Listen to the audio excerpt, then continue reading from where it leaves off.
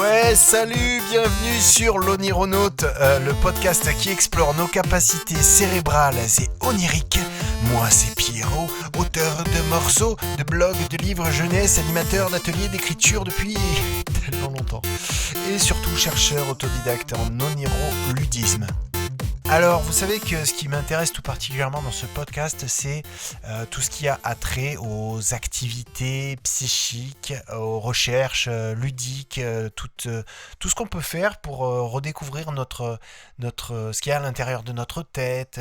Donc forcément, je m'intéressais à, la méditation, à l'hypnose, à différentes techniques pour améliorer sa mémoire, pour penser un petit peu différemment, à tout ce qui peut être un petit peu jeu aussi, parce que c'est des trucs qu'on fait pour s'amuser aussi. Moi, ce qui m'intéresse, c'est de m'éclater. Donc forcément, il faut bien que je parle un jour des rêves lucides.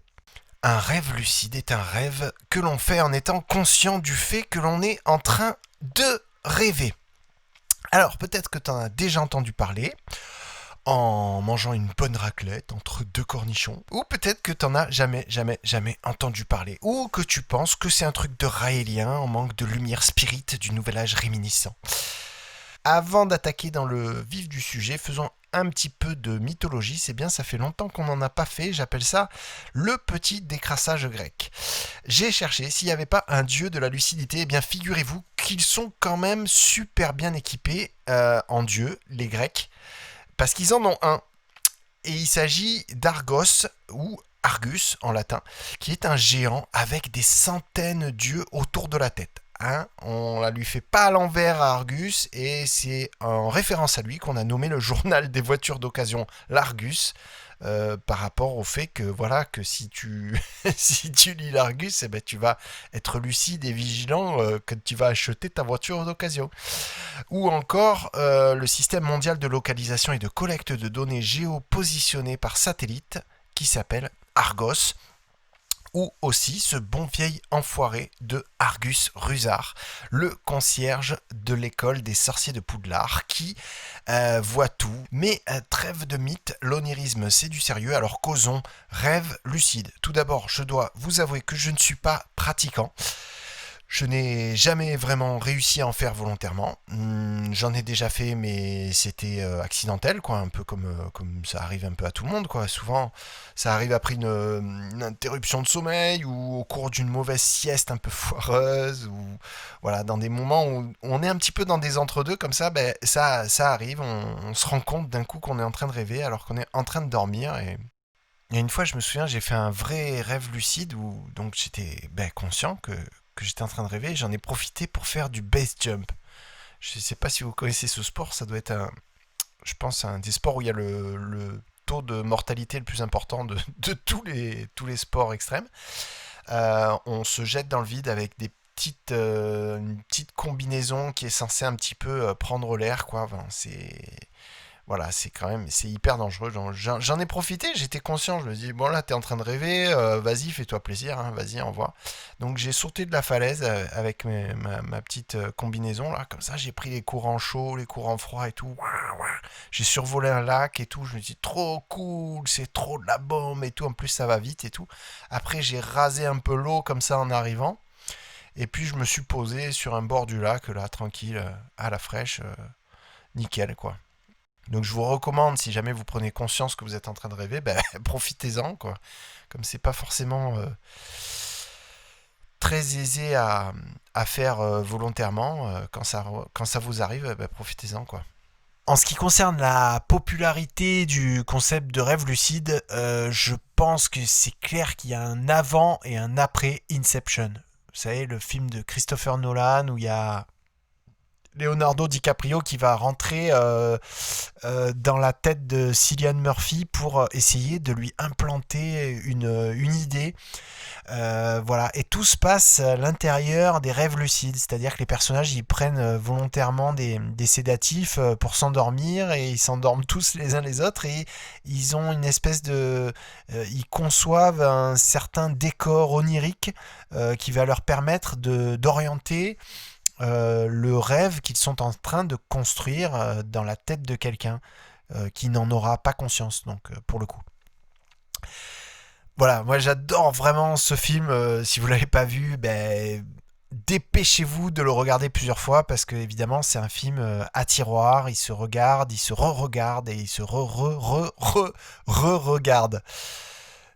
Alors moi je vais pas vous parler des rêves lucides en mode ah c'est génial les rêves lucides, vous allez découvrir le monde des rêves, c'est fantastique, faut absolument que vous fassiez. Non, moi je vais critiquer les rêves lucides, ok? Je vais dire du mal des rêves lucides. Je vais dénoncer surtout trois aspects bien précis. Premièrement, c'est au niveau ergonomique. Les rêves lucides, excusez-moi, mais c'est pas pratique du tout. C'est quand même relativement compliqué. Tu dois employer des méthodes qui sont quand même un petit peu spé. Par exemple, regarder ses mains plusieurs fois dans la journée pour se rappeler qu'on n'est pas en train de dormir et qu'on n'est pas en train de rêver du coup. Et puis aussi, il faut noter ce qu'on a rêvé, dès qu'on se réveille, quoi. Même pas on est sorti du lit, il faut tout de suite prendre le stylo et écrire ce qu'on a rêvé. Moi, je trouve ça un peu chaud quand même. C'est un peu hardcore. Moi, le matin, quand je me lève, le premier truc que je fais, ça va pas être forcément réfléchir, tout ça. Mais moi, mes premières actions, ça va plutôt être levé, habillé, pissé, accessoirement gratté. Voilà, c'est un peu les verbes qui vont me venir à l'esprit le matin au réveil. Et puis aussi, c'est un truc qui doit se faire quand on dort. C'est quand même un peu la loose de se caler un truc à faire pendant le seul moment où on est censé vraiment débrancher la machine et faire que dalle. On a tellement de trucs à faire dans la journée, à gérer, quoi. C'est quand même un peu dommage. Et puis, le rêve a une vraie fonction physiologique pour la santé. Si le cerveau il fait ça sans qu'on s'en rende compte, c'est peut-être pour des bonnes raisons. Bon, après, je pense pas forcément que le rêve lucide soit non plus dangereux pour la santé, mais bon, c'est quand même pas hyper intuitif et naturel. Mais en fait, c'est juste pas pratique, quoi. Et ça, franchement, ça change tout. C'est peut-être pour ça qu'il y a beaucoup plus de gens qui pratiquent la course à pied que la planche à voile ou un truc qui demande beaucoup de matériel, par exemple. Ensuite, le deuxième truc que je reproche un peu au rêve lucide, c'est au niveau de la société, quoi. Sans parler de groupe social ou de classe sociale, c'est vraiment pas du tout installé comme pratique. C'est à la marge, quoi. Je veux dire, c'est forcément un petit peu réservé à des gens qui ont déjà l'esprit bien bien ouvert. Bon, c'est un peu bateau ce que je dis, c'est comme si je disais que c'est dommage que ceux qui ont le plus accès à la nourriture soient pas ceux qui en ont le plus besoin. Mais il y a un peu de ça quand même. Dernier truc qui m'énerve avec les rêves lucides, et après je me calme, hein, c'est promis. Au niveau du bon sens, juste de la logique. Une fois qu'on a réussi à prendre le contrôle des rêves, pourquoi du coup on serait obligé de passer par le sommeil? Pourquoi on pourrait pas tout simplement pratiquer des rêves lucides mais sans dormir volontairement, en utilisant nos compétences oniriques et notre imagination pour concevoir des rêves, pour concevoir des trucs dans la tête, quoi. Bref, alors soyons bien clairs, ok? Je vous encourage, moi, à faire des rêves lucides, hein? C'est pas parce que je critique, d'accord?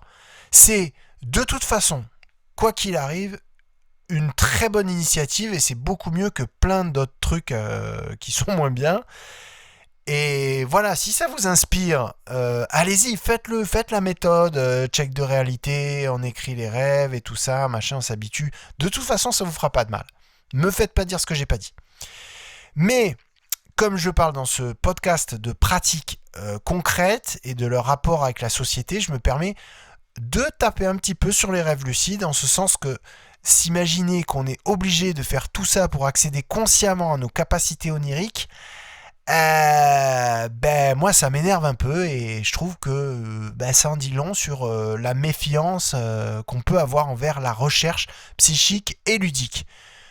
Vous aurez donc compris, je ne suis pas un fervent adepte de la méthode, même si je me considère et que je vous considère comme des onironautes, c'est-à-dire au sens premier du mot étymologique, oniro, donc le monde des rêves, naute, la navigation, les navigateurs des rêves.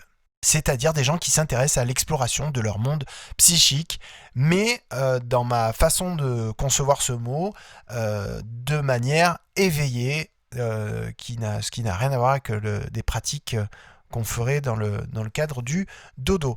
Alors, il y a un truc qu'on ne peut pas enlever au rêve lucide, c'est que si vous essayez, comme je fais depuis 2015, de vous concevoir des expériences oniriques, alors les expériences oniriques, c'est un concept que je vous expliquerai, mais un peu plus tard dans un autre podcast qui sera uniquement dédié à ce thème parce qu'il y a énormément de choses à dire sur ce concept. Donc si vous avez déjà fait des expériences oniriques, vous avez dû vite vous rendre compte que vos projections imaginaires, elles souffrent un petit peu la comparaison avec le level de réalisme qu'on peut obtenir en rêve lucide. On va pas se cacher, une expérience de rêve volontaire, en état d'éveil, donc dans les premières fois qu'on fait ça, c'est un petit peu comme de la VHS en mono, quoi, comparé au rêve lucide, qui serait plus du 8K binaural 5.1 VR en comparaison, si on est honnête. Et je le suis. Et vous l'êtes. Mais justement, y a un truc qui est intéressant dans la métaphore de la VHS et des différentes technologies qui évoluent, c'est que dans le cas des expériences oniriques versus les rêves lucides, dans les deux cas, la seule technologie qui est concernée, c'est celle du cerveau. Donc c'est gratuit, c'est simple et surtout, ça a l'immense avantage d'être optimisable. On peut progresser, on peut développer le truc, on peut s'améliorer. Et donc, vous me voyez venir, on peut s'améliorer l'imaginaire. Oui les amis, on peut se muscler les rêves pour augmenter la prégnance de nos projections et pourquoi pas avec un peu d'entraînement parvenir à rêver volontairement en état d'éveil, en étant conscient avec presque autant de réalisme que dans un vrai rêve lucide, estampillé rêve lucide, Copyright Consulting System.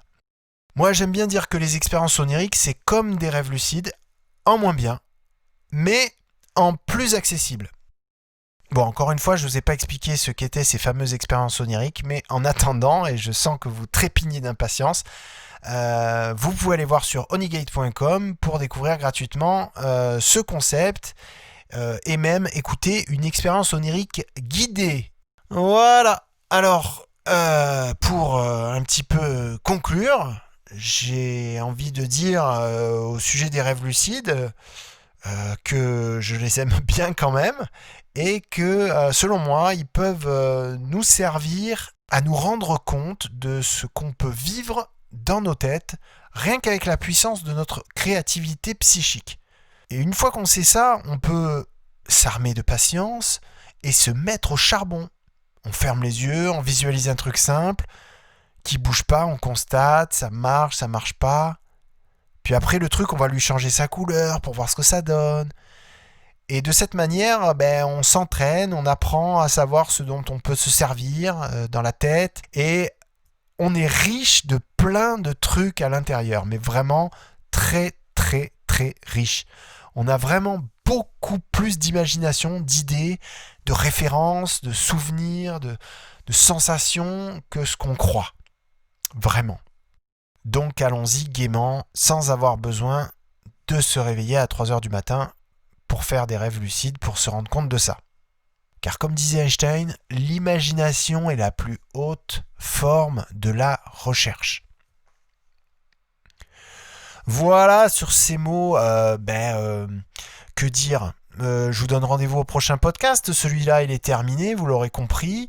Je vous recommande vivement de vous inscrire à la newsletter. Ça se passe sur onigate.com. Elle s'appelle La lettre de l'onironaute. Et une fois que vous serez inscrit, vous serez au courant non seulement de toutes les sorties de nouveaux podcasts, mais aussi des nouveaux articles. Parce que je passe beaucoup de temps à écrire des articles de qualité sur onigate.com et ça me ferait très plaisir de savoir que vous suivez un peu l'affaire et l'aventure dont vous êtes le héros, mes amis onironautes.